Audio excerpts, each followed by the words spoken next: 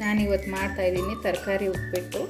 ಅದಕ್ಕೆ ಸಬ್ಬಸಿಗೆ ಸೊಪ್ಪು, ಈರುಳ್ಳಿ, ಹಸಿಮೆಣಸಿನಕಾಯಿ, ಆಲೂಗೆಡ್ಡೆ, ಕ್ಯಾರೆಟು, ಹೆಚ್ಚಿದ ಬೀನ್ಸು, ಟೊಮೆಟೊ, ಕರಿಬೇವಿನ ಸೊಪ್ಪು, ಅವರೆಕಾಳು, ನಿಂಬೆಹಣ್ಣು. ಒಂದು ಪಾತ್ರೆ ಇಟ್ಟು ರವೆ ಹುರ್ಕೊಳ್ಳೋಣ.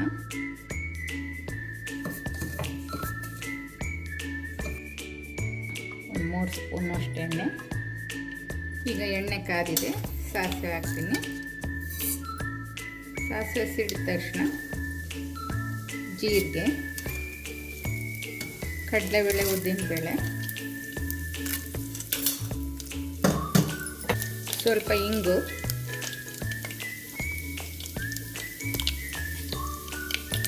ಈಗ ಒಂದೊಂದೇ ತರಕಾರಿಗಳನ್ನ ಹಾಕೋಣ. ಕರಿಬೇವು, ಒಂದು ಒಣಮೆಣಸಿನಕಾಯಿ, ಈರುಳ್ಳಿ ಸ್ವಲ್ಪ ಬ್ರೌನ್ ಆಗ್ತಾ ಇದ್ದಂಗೆ ಕರಿ ಹಾಕ್ತೀನಿ. ಆಲೂಗೆಡ್ಡೆ, ಕ್ಯಾರೆಟು, ಬೀನ್ಸು, ಸ್ವಲ್ಪ ಬಾಡಲಿ, ಅವರೆಕಾಳು ಹಾಕ್ತಾಯಿದ್ದೀನಿ, ಸಬ್ಬಸಿಗೆ ಸೊಪ್ಪು,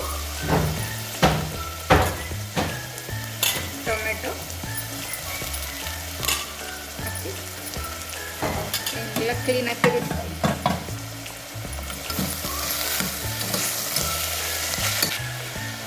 ಸ್ವಲ್ಪ ಉಪ್ಪು ಹಾಕ್ತೀನಿ.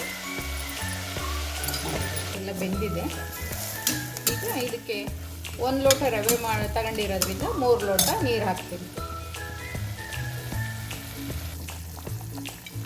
ಕುದೀತಾ ಇದೆ. ಈಗ ಇನ್ನೊಂದು ಸ್ವಲ್ಪ ಉಪ್ಪು ಹಾಕ್ತೀನಿ, ರುಚಿಗೆ ತಕ್ಕಷ್ಟು ಉಪ್ಪು. ಈಗ ರವೆ ಹಾಕ್ತೀನಿ.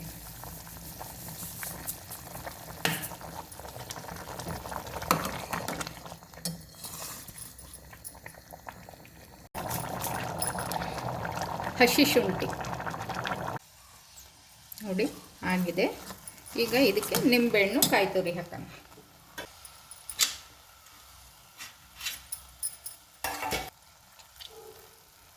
ನಿಂಬೆಹಣ್ಣು ಹಾಕ್ಬಿಟ್ಟು ತಿರುಗಿಸಿದ್ರೆ ಕ್ಲೀನಾಗಿ ತಿರುಗಿಸಿ ಮುಚ್ಚಿಡೋಣ.